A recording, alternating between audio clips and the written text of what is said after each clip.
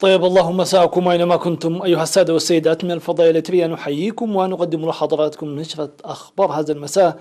أستلم معكم أنا عبد الله محمد علي بالعناوين.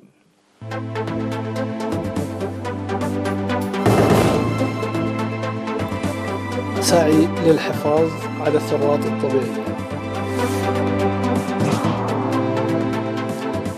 جهود لتوسيع الخدمات الكهربائية في أغودات.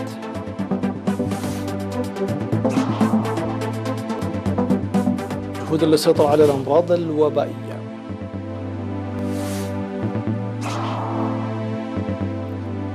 فوز قائمة محمد المنفي وعبد الحميد دبيبة بانتخابات المرحلة الانتقالية في ليبيا. برلين تستدعي السفير الروسي وموسكو تطرد الدبلوماسيين الروس. مجلس الدستور الفرنسي يصادر على قانون الحد من عمل هواوي في الوطن. أهلا بكم إلى التفاصيل. أشاد المدير التنفيذي لإدارة مديرية وسط دنكاليا بالمشاركة الشعبية لحماية الأشجار والحياة البرية في المديرية. وقال السيد آدم عبد الله أن حماية الغطاء النباتي في عدة مناطق من المديرية يعكس ثقافة حماية الغابات ورعايتها عبر الأجيال. وأوضح المسؤول تسيير عملية تشجير في المؤسسات الحكومية والمدارس والمنازل التي تنمو بشكل جيد للرعاية التي تجدها. وأوضح المدير التنفيذي لإدارة المديرية السيد آدم عبد الله أن نمو الحياة البرية خاصة النعام والقزلان في ضاحيتي مابرا وعدي هو نتاج الحماية التي يوليها السكان للغطاء النباتي والحياة البرية التي يجب الحفاظ عليها.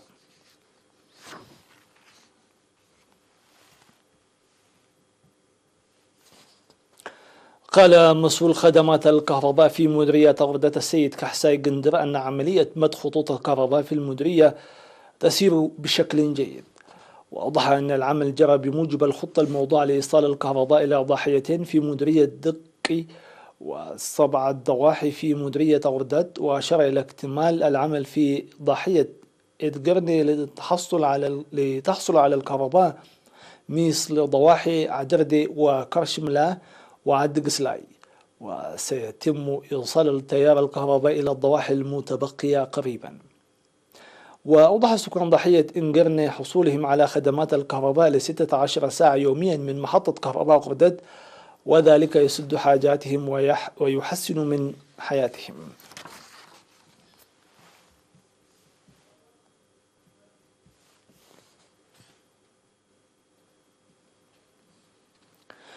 قال خبير الصحة العامة في مكتب وزارة الصحة في الإقليم الأوسط أن الحفاظ على الإنجازات التي تحققت للسيطرة على الأمراض الوبائية يتطلب التنظيم والسيطرة القوية.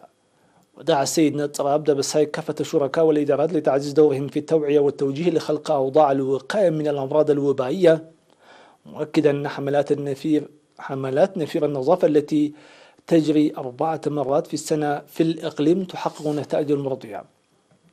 وأشار إلى أن إصحاح البيئة مهمة المجتمع عامة وليس للأفراد فقط، وتخص كافة المجتمع على قدر المساواة، موضحا بأن 80% من الإقليم الأوسط خالي من الأمراض الوبائية ويتطلب بذل المزيد من العمل.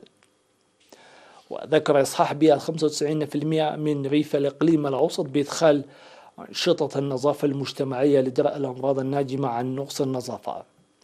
وقال السيد نتراب أن أغلب الأمراض الوبائية يمكن الوقاية منها بالنظافة الجسدية والبيئية.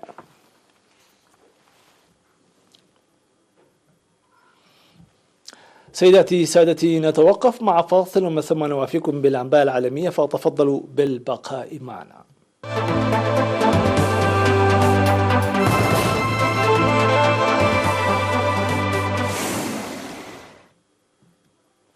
أهلا بكم من جديد. اختار منتدى ليبيا بقيادة الأمم المتحدة حكومة مؤقتة عن طريق التصويت يكون فيها محمد المنفي رئيسا للمجلس الرئاسي وعبد الحميد الدبيبة رئيسا للوزراء.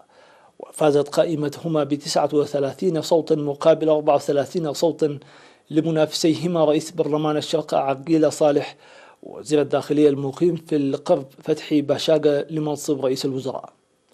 وتضم القائمة الفائزة كذلك موسى الكوني وعبد الله اللافي في مجلس الرئاسة. وقالت ستيفاني ويليامز القائمة بأعمال مبعوث الأمم المتحدة إلى ليبيا بالنيابة عن الأمم المتحدة أن هذه هي اللحظة التاريخية التي تشهدها. وجرى هذا التصويت في سويسرا وبث على الهواء مباشرة من قبل الأمم المتحدة، وتعهد كافة المرشحين في الحكومة الجديدة بإجراء انتخابات رئاسية وبرلمانية في 24 من ديسمبر على أن يخوضوها كمرشحين على أن لا يخوضوها كمرشحين، وتخصيص 30% من المناصب الحكومية المهمة للنساء. وتضمنت العملية الأممية أيضا وقفا لإطلاق النار، لكن لم يتم الوفاء ببعض شروطه، في مؤشر على استمرار انعدام الثقة بين الطرفين وعلى الانقسامات الداخلية في الجانبين.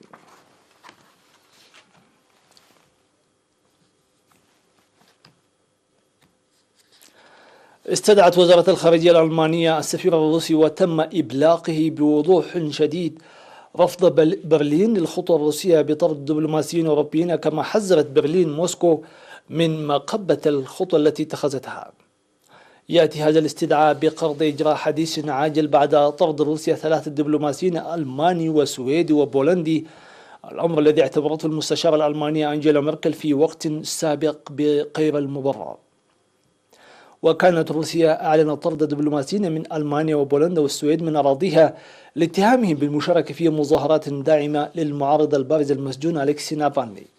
وردا على قرار روسيا، قالت ميركل في مؤتمر صحفي أن طرد دبلوماسيين أوروبيين على خلفية قضية نافالني ليست خطوة مبررة، كما حذر وزير خارجية هايكو ماس من أنه إذا لم تعد روسيا النظر بهذا الإجراء فلن يمضي دون رد.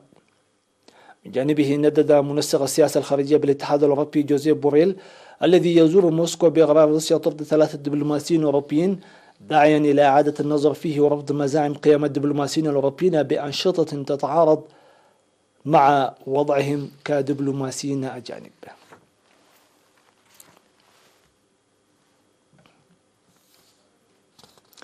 صادق المجلس الدستوري الفرنسي على النصوص التشريعية المضادة لهواوي في فرنسا في خطوة تعارضها مجموعتا الاتصالات SFR وبويغ تيليكوم اللتان ستضطران لسحب هوائيات المجموعة الصينية لشبكة الجيل الخامس للهاتف المحمول التي تم تركيبها.